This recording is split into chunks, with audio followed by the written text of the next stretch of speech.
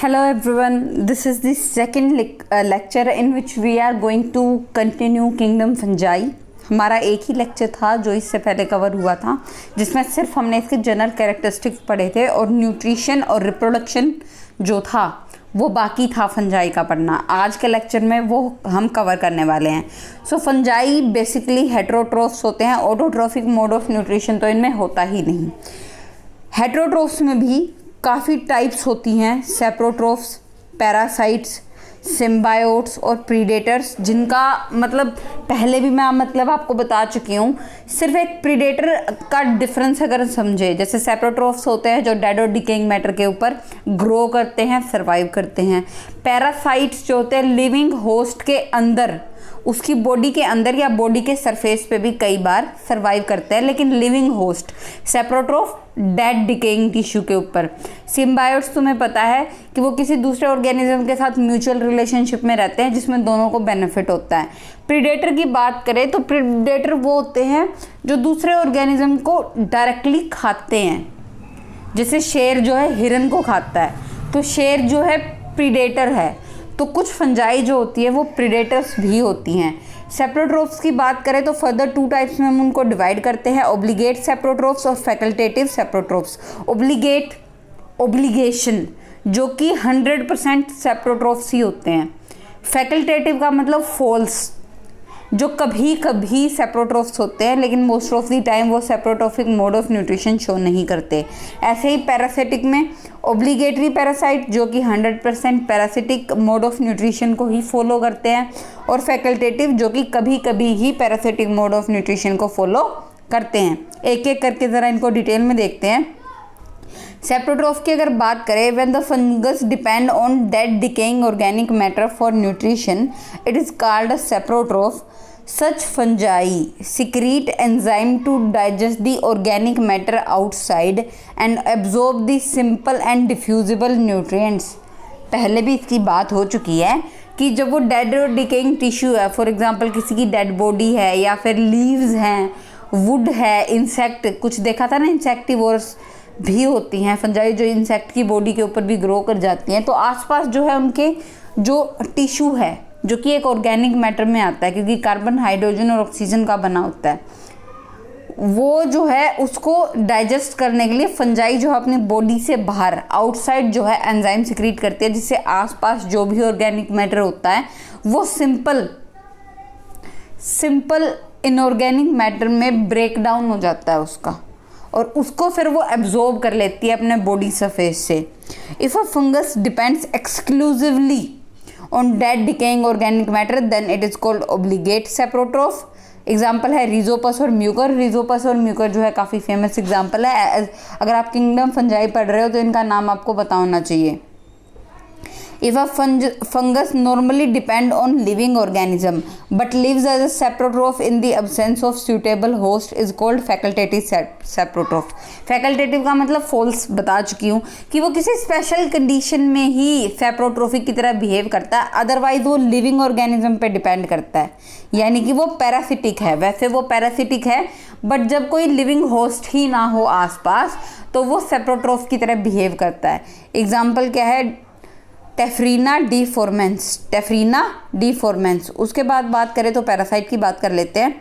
जब वो living organism के ऊपर अपना शेल्टर लेते हैं और उन्हीं से न्यूट्रिशन भी ऑब्टेन करते हैं, तो वो पैरासाइट है। पैरासाइट दो टाइप के हो सकते हैं, एक्टो और एंडो। एक्टो नाम से पता चल रहा है कि वो होस्ट के बॉडी सरफेस के ऊपर रहते हैं, और एंडो पैरासाइट वो जो होस्ट की बॉडी के इनसाइड उसके अंदर ग्रो करते हैं। ठीक है, उसका जो माइसीलियम, जो फंजाई का थैलस होता है उसको माइसीलियम बोलते हैं ना पूरे स्ट्रक्चर को, वो जो है होस्ट टिश्यू के अंदर एम्बेडेड होता है। Mycelium of the fungal parasite may remain restricted only to certain parts of the host known as localised fungi. अब देखो एंडो पैरासाइट को भी फर्दर इन्होंने टाइप में डिवाइड किया है। एक है लोकलाइज्ड फंजाई, एक है सिस्टमिक फंजाई। वो कह रहे हैं कि जहाँ से एंटर किया फंजाई ने, अगर वो सिर्फ होस्ट के उसी टिश्यू तक ही रहती है तो लोकलाइज्ड है, लेकिन अगर वो बाद में धीरे धीरे होस्ट की पूरी बॉडी में स्प्रेड कर जाती है तो वो सिस्टमिक फंगस है। एंडो पैरासाइट को हम इंटरसेलुलर पैरासाइट या इंट्रासेलुलर पैरासाइट भी बोल सकते हैं। इंटरसेलुलर वर्ड जहाँ भी आए ना, इसका मतलब जो दो सेल्स हैं उनके बीच में जो स्पेस है उस स्पेस की बात हो रही है। इंटरसेलुलर फंजाई का मतलब है, इंटर मतलब बीच में, सेल्स के बीच में। सेल्स के बीच में क्या होता है? इंटरसेलुलर स्पेस होता है, जगह होती है उनके बीच में, वहाँ पे ये फंजाई होती है। और इंट्रासेलुलर, इंट्रा का मतलब होता है सेल के अंदर, इंट्रा सेलुलर मतलब सेल के अंदर, और इंटरसेलुलर मतलब दो सेल्स के बीच में जो खाली स्पेस होता है। तो इंट्रासेलुलर का मतलब वो सेल्स के अंदर एज अ पैरासाइट रहते हैं, माइसीलियम इनसाइड दी सेल। उसके बाद बात करें तो होस्टेरियम की बात करते हैं, जो कि इन्होंने इस डायग्राम में यहाँ पे दिखाया हुआ है। ये जो स्ट्रक्चर है ये जो है हाइफे है, फंगल हाइफे है। ये जो पूरा इन्होंने दिखाया हुआ है ये होस्ट का सेल है, और इसके अंदर ये फंगल हाइफे जो है यहाँ से एंट्री ली है, जिसको इन्होंने बोला है वेसिकल लाइक होस्टेरियम। या फिर इस सेल में क्या दिखा हुआ है कि जो होस्टेरियम है वो ब्रांच है, ऐसे ऐसे ऐसे, और कुछ नहीं दिखा रहा। कि होस्टेरिया जो होते हैं दो टाइप के होते हैं, एक तो वेसिकल जिसके मतलब टिप पे ऐसे वेसिकल लाइक स्ट्रक्चर होता है, और एक ब्रांच। ये दिख रही है ना यहाँ पे होस्टेरिया जो है जिन्होंने सेल के अंदर एंटर किया है वो क्या है? ब्रांच। उसके बाद बात कर लेते हैं तो ये होस्टेरिया के बारे में क्या कह रहे हैं कि जो एक्टोपैरासाइट होते हैं develop cushion like appressoria on the surface of host from each appressorium a peg like structure penetrates the epidermal cell and forms an absorbing organ called haustorium. Absorbing organ क्यों बोल रहे हैं इस होस्टेरियम को, जो कि होस्ट सेल के अंदर एंटर किया है? क्योंकि यही वो ऑर्गन है जो कि इस सेल से न्यूट्रिएंट्स को एब्जॉर्ब करेगा, इसलिए इसका एब्जॉर्बिंग ऑर्गन बोला है। और ये जो यहाँ पे हाइफे है इसको इन्होंने एप्रोसोरिया बोला है, एप्रोसोरिया, ठीक है। इससे एक वेसिकल लाइक स्ट्रक्चर कह लो, पैग लाइक स्ट्रक्चर, एक ब्रांच निकलती है जो कि होस्ट सेल के अंदर एंटर करती है, और वो एक एब्जॉर्बिंग ऑर्गन की तरह काम करती है। उसके बाद जो बात है वो है कि होस्टेरिया जो होते हैं वो दो टाइप के होते हैं, बताया था। एक तो हो सकते हैं स्मॉल फेरिकल और वेसिकल लाइक होस्टेरिया, या फिर वो ब्रांच हो सकते हैं। कैसे हो सकते हैं? Branch. If a fungus live only as a parasite, क्या बोल रहे हैं ये कि अगर एक फंगस जो है सिर्फ एज अ पैरासाइट ही ग्रो कर सकता है, वो सेप्रोट्रोफ की तरह ग्रो नहीं कर पाएगा, मतलब एक्सक्लूसिवली पैरासाइट है, then it is obligatory parasite. अगर एक फंगस नॉर्मली तो डेड डिकेइंग मैटर के ऊपर ग्रो करता है, यानी नॉर्मली तो वो सेप्रोट्रोफ है, बट अगर उसे कोई सूटेबल होस्ट मिल रहा है तो वो पैरासाइट की तरह बिहेव करता है, तो वो है फैकल्टेटिव पैरासाइट। पैरासाइट ऑटोशियस भी हो सकते हैं और हेट्रोशियस भी हो सकते हैं। क्या मतलब है ऑटोशियस और हेट्रोशियस का? ऑटोशियस का मतलब है पैरासाइट है तो होस्ट होता है, लिविंग ऑर्गेनिज्म होता है जो इसका होस्ट है, जिसके अंदर या जिसके सरफेस पे ये सर्वाइव करता है। अगर एक फंगस अपने लाइफ साइकिल में सिर्फ एक ही होस्ट के ऊपर इसका पूरा लाइफ साइकिल, यानी उसमें जितनी भी स्टेजेस है, वेजिटेटिव रिप्रोडक्टिव स्टेजेस है लाइफ साइकिल की, वो सिर्फ एक ही होस्ट में कंप्लीट की हैं इसने, सिर्फ एक ही होस्ट में, तो उसको क्या बोला जाता है? Autoecious parasite. और अगर वो अपनी जो लाइफ साइकिल की स्टेजेस है एक से ज़्यादा होस्ट में, डिफरेंट होस्ट में कंप्लीट करता है, तो उसको डाइजेनेटिक या फिर हेट्रोशियस पैरासाइट भी बोल सकते हैं। तो अगर मान लो एक से ज़्यादा होस्ट हैं तो उन होस्ट को हम मतलब टर्म्स में डिवाइड करते हैं। जैसे प्राइमरी होस्ट, जितने भी होस्ट हैं, एक फंगस है जिसके लाइफ साइकिल जो हैं किसी स्टेज में वो एक अलग होस्ट के अंदर होता है, उसकी लाइफ साइकिल की दूसरी स्टेज में वो अलग होस्ट में रहता है। तो क्या कहने की कोशिश कर रहे हैं कि प्राइमरी उनमें से, उन सारे होस्ट में से प्राइमरी वो होगा जिसके अंदर पैरासाइट सेक्सुअल स्टेज में होगा। सेकेंडरी या इंटरमीडिएट होस्ट वो होगा जिसमें पैरासाइट जो है एसेक्सुअल फेज, जब वो एसेक्सुअल रिप्रोडक्शन शो करता है ना तब होगा, वो होगा सेकेंडरी या इंटरमीडिएट होस्ट। तीसरा जो है वो है कोलेटरल होस्ट। ये जो है इस कब होगा? जब पैरासाइट इसमें टेम्पररीली रह रहा है, मतलब सिर्फ हो सकता है कोई अनफेवरेबल कंडीशन आ गई है, वैसे तो ये इस होस्ट को चूज़ नहीं करता, लेकिन क्योंकि अनफेवरेबल कंडीशन है और इसको अपना प्राइमरी और सेकेंडरी होस्ट आसपास नहीं मिल रहा, तो ये किसी दूसरे सब्सटीट्यूट ऑर्गेनिज्म के अंदर एंटर कर जाता है उन अनफेवरेबल कंडीशन को सर्वाइव करने के लिए, ठीक है। और यहाँ पे वो उस ऑर्गेनिज्म को कोई हार्म नहीं पहुँचाता, सिर्फ उसके अंदर अनफेवरेबल कंडीशंस तक रहता है। Fourth one is reservoir host. Pathogen lives without causing any harm, such a host serve as source of infection. Reservoir host वो होता है जिसमें पैथोजन वो होता है जो किसी दूसरे की बॉडी में एंटर करे। तो यहाँ पे पैथोजन होगा फंजाई। तो फंजाई क्या कह रही है कि वो होस्ट को इन्फेक्शन तो होता है लेकिन वो अपनी तरफ से कोई डैमेज कॉज नहीं करती। जब वो रिजर्वोयर का क्या मतलब है कि as a source of infection, अगर फंजाई उसके अंदर एंटर कर जाएगी तो होस्ट को इन्फेक्शन तो हो जाएगा, लेकिन वो अपनी तरफ से इसके अलावा कोई और डैमेज कॉज नहीं करती है उसको। सिम्बायोट्स की ज़रा बात कर लेते हैं। जब फंगस जो है एसोसिएशन में रहेगी किसी दूसरे ऑर्गेनिज्म के साथ जिसमें दोनों पार्टनर्स जो है म्यूचुअली बेनिफिटेड होंगे। दो एग्जांपल, लाइकन्स का एग्जांपल तो मैंने आपको कितनी बार दिया है कि ये जो है सिम्बायोटिक एसोसिएशन है फंजाई में और एल्गी के बीच में। एल्गी जो है ऑटोट्रोफिक मोड ऑफ न्यूट्रिशन होता है, वो खुद अपना फूड प्रिपेयर करती है जो कि वो फंजाई के साथ भी शेयर करती है, और फंजाई जो है एल्गी के चारों तरफ ग्रो कर जाती है जिससे वो एल्गी को प्रोटेक्शन प्रोवाइड करती है। तो दोनों को बेनिफिट हुआ। माइकोराइजा, अगर जो लेगुमिनस प्लांट्स होते हैं, पहले भी आई थिंक माइकोराइजा की बात हुई थी कि जो लेगुमिनस प्लांट्स होते हैं उनकी रूट्स के अंदर, रूट नोड्यूल्स के अंदर जो होते हैं कई टाइप के, मतलब हमने प्रोटिस्ट की बात की थी कि कुछ प्रोटिस्ट होते हैं जो वहाँ पे सिम्बायोटिक एसोसिएशन में रहते हैं, लेकिन माइकोराइजल जो एसोसिएशन होती है वो भी एक सिम्बायोटिक एसोसिएशन है क्योंकि दोनों बेनिफिटेड होते हैं। लेकिन यहाँ पे जो मैं बता रही कि कुछ फंजाई भी सिम्बायोटिक एसोसिएशन में रहती हैं in the roots of higher plant, सिर्फ प्रोटिस्ट नहीं रहते। इसके बाद प्रीडेटर्स की बात कर लेते हैं। प्रीडेटर्स वो जो अपने से छोटे एनिमल को कैप्चर करें, जैसे कि उन एनिमल्स के नाम बताए हैं, रोटीफर्स, ईलवर्म्स, निमेटोड्स। ये जब हम एनिमल किंगडम पढ़ेंगे तो वहाँ पे तुम्हें पता चलेगा कि क्या होते हैं, क्योंकि ये भी फाइलम्स हैं एनिमल किंगडम में। जैसे इन्होंने क्या किया है, Arthrobotrys is a nematophagous fungus, it feeds on nematode. Nematode जो है एक फाइलम है एनिमल किंगडम के अंदर, काफ़ी लोअर है। ऑर्गेनिज्म जो होते हैं मोस्टली छोटे या माइक्रोस्कोपिक ही होते हैं।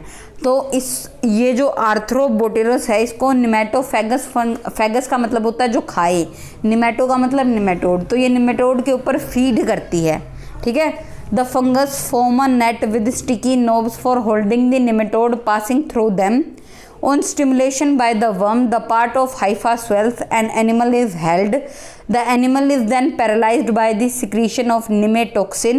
Digestive enzymes are also secreted over the worm. Later, the digested products are absorbed. क्या करता है कि मान लो जहाँ पे इसका माइसीलियम ग्रो किया हुआ है, फंजाई का जो है माइसीलियम वो ऐसे ग्रो किया हुआ है, यहाँ से अगर वो निमेटोड पास होने की कोशिश करता है तो चारों तरफ ये अपने जो हाइफे होते हैं, जो माइसीलियम होता है उसके चारों तरफ ग्रो करके, और वो हाइफे जो होते हैं स्टिकी होते हैं जिसमें वो ऑर्गेनिज्म ट्रैप हो जाता है। उसके बाद ये निमेटोक्सिन सिक्रीट करते हैं हाइफे, जो कि एक टॉक्सिन है जो कि उस एनिमल को पैरालाइज कर देता है। उसके बाद ये डाइजेस्टिव एंजाइम सिक्रीट करते हैं जो उसका जो टिश्यू होता है निमेटोड का, सेल्स होते हैं, उनको डाइजेस्ट कर लेता है, और बाद में डाइजेशन के बाद जब वो सिंपल ऑर्गेनिक मैटर में कन्वर्ट हो जाते हैं तो उनको एब्जॉर्ब कर लेता है। अब रिप्रोडक्शन की बात करें, अब तक हमने पढ़ा था nutrition in fungi. Mode of reproduction जो होते हैं फंजाई में 3 टाइप्स के होते हैं। First one is vegetative, asexual and sexual. पहले ज़रा वेजिटेटिव रिप्रोडक्शन की बात करें। वेजिटेटिव रिप्रोडक्शन में भी हमें ये 7 टाइप्स पढ़नी है। First one is fragmentation, oidia, budding, fission, chlamydospores, sclerotia या फिर रीजोमोर्फ। तो फ्रेगमेंटेशन तो तुम्हें पता है कि ये सबसे कॉमन मेथड है। इसमें क्या होता है, हाइफा जो है ऐसे, मतलब नीचे अगर तुम्हें स्ट्रक्चर बताऊं मैं फंजाई का, नीचे ऐसे काफ़ी सारे जो है ऐसे माइसीलियम होते हैं, ऐसे नेट होता है, और उसके ऊपर जो होते हैं कहीं कहीं पे ऐसे हाइफा ग्रो करते हैं, ऐसे ऐसे, ठीक है। तो ये क्या कह रहे हैं कि वो हाइफे जो होती है उनकी फ्रेगमेंट जो होती है वो ब्रेक हो जाती है, और जिस भी सबस्ट्रेटम के ऊपर वो फ्रेगमेंट गिरती है वहाँ पे वो नया माइसीलियम ग्रो कर देती है। Example again Rhizopus and Mucor. Odia का क्या बताया है कि ये यूनिन्यूक्लिएट और मल्टीन्यूक्लिएट थिन वोल्ड ओवल फ्रेगमेंट होती हैं वेजिटेटिव हाइफे की। किसकी फ्रेगमेंटेड होती हैं? वेजिटेटिव हाइफे की फ्रेगमेंट्स होती हैं, ओवल इन शेप होती हैं। और क्या है कि ये यूनिन्यूक्लिएट भी हो सकती हैं, मतलब जहाँ से फ्रेगमेंट जो है ब्रेक हुई है वो यूनिन्यूक्लिएट पोर्शन भी हो सकता है या फिर मल्टीन्यूक्लिएट भी, क्योंकि वो डिपेंड करता है ना डिफरेंट टाइप ऑफ फंजाई। कुछ का हाइफा जो होता है यूनिन्यूक्लिएट भी होता है, कुछ का जो होता है मल्टीन्यूक्लिएट भी होता है, तो उसके हिसाब से वो डिपेंड करता है। इसके बाद बडिंग की बात करें तो ये भी काफ़ी कॉमन मेथड है। इसमें क्या होता है, ओबियसली हाइफा है उसे एक आउटग्रोथ जो है वो ग्रो करनी स्टार्ट करेगी, जो लेंथ में बड़ी होती जाएगी और जो वो अपना मतलब एक लेवल तक बड़ी हो जाएगी तो वो ओरिजिनल हाइफे से ब्रेक होके अपने जो इंडिपेंडेंट है कहीं और सबस्ट्रेटम पे जाके ग्रो करने लगेगी। आई थिंक हाइड्रा में हमने बडिंग को इतने अच्छे तरीके से पढ़ा है, हालांकि वो फंजाई नहीं है बट हम समझते हैं कि बडिंग क्या होती है। हाइड्रा का एग्जाम्पल 6 और 7 स्टैंडर्ड से हम बडिंग का पढ़ने लग जाते हैं।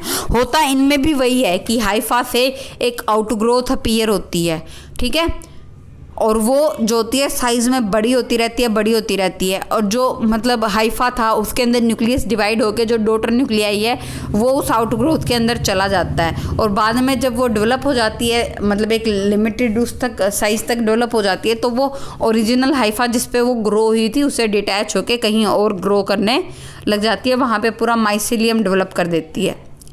अब बड जो है ये तो हो गया कि बड एनलार्ज करती है, सेपरेट होती है पेरेंट सेल से और अडल्ट में मतलब न्यू माइसीलियम में ग्रो कर जाती है। लेकिन एक क्या कह रहे हैं, सम टाइम चेन्स और बड आर फॉर्म्ड रिजल्टिंग इन स्यूडोमाइसीलियम। मतलब ये आई थिंक जब मैंने जर्नल कैरेक्टरिस्टिक बताए थे तो तुम्हें बताया था कि सूडोमाइसीलियम क्या होता है और माइसीलियम क्या होता है। तो ये कह रहे हैं कई बार जो बड जो है वो स्यूडोमाइसीलियम भी फॉर्म करती हैं। फ्यूजन की बात करें तो जैसे सैक्रोमाइसिस जो यीस्ट है, फ्यूजन यीस्ट है सैक्रोमाइसिस, ये है यीस्ट। इसके अंदर क्या होता है, पहले न्यूक्लियाई डिवाइड करता है, 2 डॉटर न्यूक्लियाई बनते हैं, फिर यहाँ से कंस्ट्रिक्शन स्टार्ट होती है और वो पूरे सेल को जो है डिवाइड कर देती है, यही फ्यूजन होता है।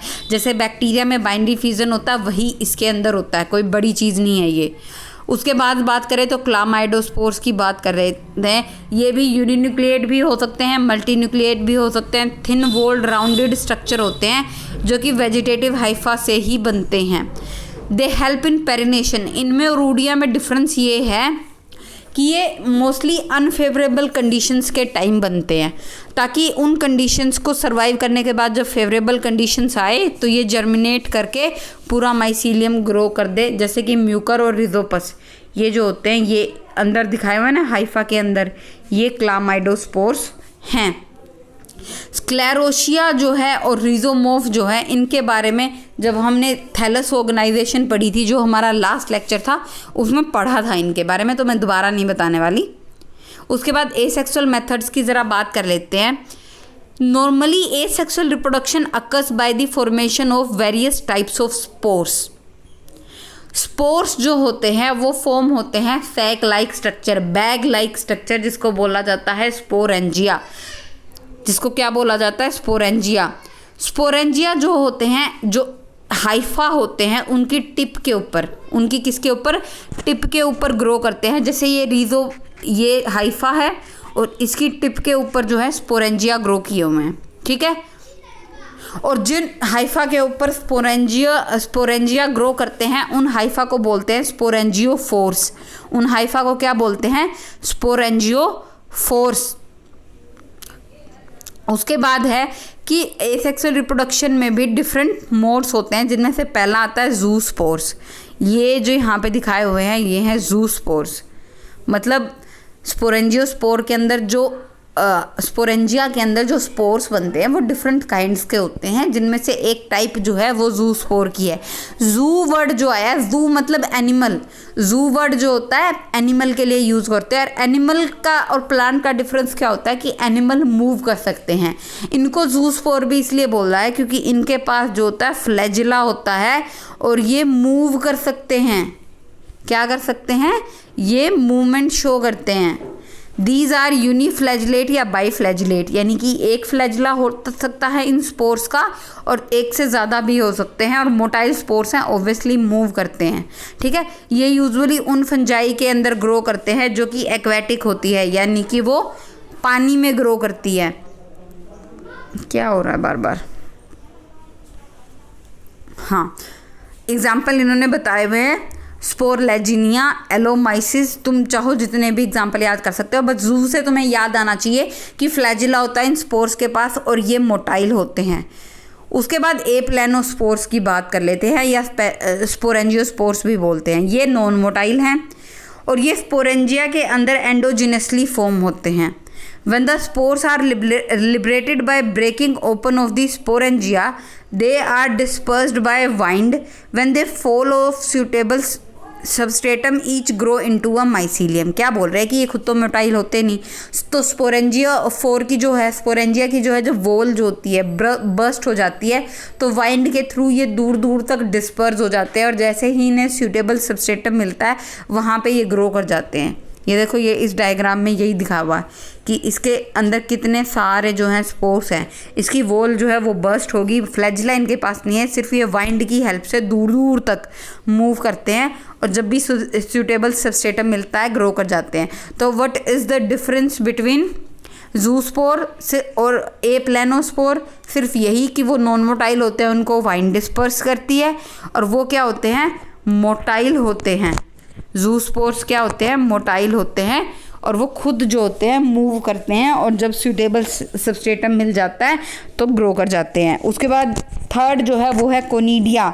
ये भी नॉन मोटाइल होते हैं लेकिन ये एक्सोजीनसली फॉर्म होते हैं, यानी कि ये स्पोरेंजिया के अंदर फॉर्म नहीं होते। उनको एंडोजीनसली बोला था ना एप्लेनोस्पोर्स को, ये हाइफे था, इसके ऊपर स्पोरेंजिया सैक लाइक स्ट्रक्चर था जिसके अंदर जो है एप्लेनोस्पोर्स बने थे। लेकिन कोनिडिया में ये देखो, ये हाइफा है, यहाँ पे कोई स्पोरेंजिया नहीं है चारों तरफ। ठीक है, ये बने कैसे हैं कि देखो, एक सेल है, उसमें से डिवाइड करके एक सेल और इससे अटैच हो गया, फिर ये सेल डिवाइड कर जाएगा, एक और बन जाएगा, एक और बन जाएगा। तो ऐसे ये स्पोर्स बने हैं और क्योंकि ये स्पोरेंजिया के अंदर नहीं बने इसलिए इनको बोल रहे हैं कि एक्सोजीनसली बने हैं।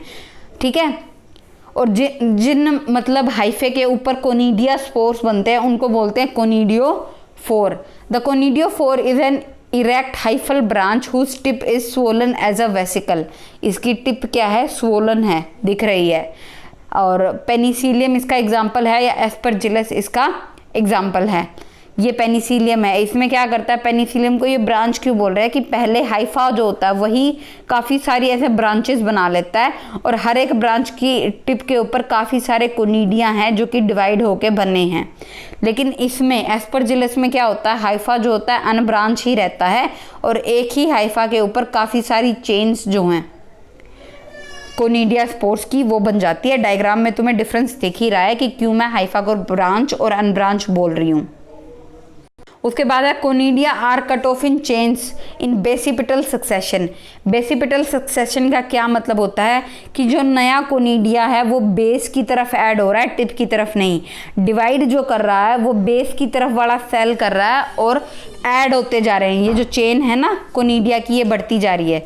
देखो फॉर एग्जांपल ये जो है हाइफा है, ये क्या कह रहे हैं कि पहला जो डिवीज़न हुआ, दूसरा डिवीज़न भी इधर से होगा, नया सेल इधर ऐड करेगा, फिर नया सेल इधर ऐड करेगा। मतलब टिप से नहीं ग्रो कर रहा, वो बेस से ग्रो कर रहा है, इसलिए उसको बोल रहे हैं कि वो बेसिपिटल सक्सेशन में ग्रो कर रहे हैं। Oldest at the tip, youngest near the vesicle, मतलब जो स्वोलन टिप है ना हाइफा की, उधर होता है। ये जो स्टाक्स हैं, ये जो चेन्स हैं ना कोनिडिया की, इनको क्या बोल रहे हैं? स्टेरिगमाटा बोल रहे हैं। ये जो चेन्स है ना, ये चेन, ये चेन, ये चेन, इनको क्या बोल रहे हैं? स्टेरिगमाटा।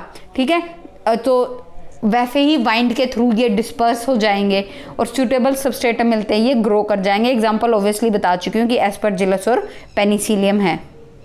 तो ये जो आज हमने पढ़े, हमने मोड ऑफ न्यूट्रिशन पढ़ा, एग्जाम्पल याद करने हैं, डिफ़िकल्ट कुछ था नहीं। हमने पहले वेजिटेटिव रिप्रोडक्शन पढ़ी, वेजिटेटिव रिप्रोडक्शन के अंदर हमने फ्रेगमेंटेशन पढ़ी, हमने बडिंग पढ़ी, है ना। इसके अलावा रिजोमोर्फ और स्क्लेरोशिया भी उसके मेथड से, जो कि हम पहले ही प्रीवियस लेक्चर में थैलस ऑर्गेनाइजेशन में पढ़ चुके थे। उसके बाद एसेक्सुअल रिप्रोडक्शन के मेथड पढ़े जिसमें स्पोर्स के थ्रू ही होता है जो भी होता है। उसमें कोनिडिया पढ़े, एप्लानोस्पोर्स पढ़े और जूस्पोर का नाम से ही डिफरेंस पता चलता है कि ये मोटाइल होते हैं, एक फ्लैजिला या दो फ्लैजिला होते हैं इनके पास। एप्लानोस्पोर्स और कोनिडिया में डिफरेंस था कि एप्लानोस्पोर्स जो होते हैं स्पोरेंजिया के अंदर बनते हैं, जबकि कोनिडिया जो होते हैं वो स्पोरेंजिया के अंदर नहीं, एक्सोजिनसली ही फॉर्म होते हैं। ठीक है, तो ये 3 मेथड हो गए। अब जो रिप्रोडक्शन का मेथड रहता है वो है सेक्सुअल रिप्रोडक्शन, तो थोड़ा सा काफ़ी बड़ा है जो मैं इस लेक्चर में कंटिन्यू नहीं करना चाहती ताकि आप कंफ्यूज ना हो। तो नेक्स्ट लेक्चर में मैं आपको सेक्सुअल रिप्रोडक्शन पढ़ाऊंगी और एक बार वेजिटेटिव जो प्रोपेगेशन के मेथड थे और एसेक्सुअल रिप्रोडक्शन के मेथड थे वो दोबारा से रिवाइज करवा दूंगी। तो इस लेक्चर में बस इतना ही। Thank you very much.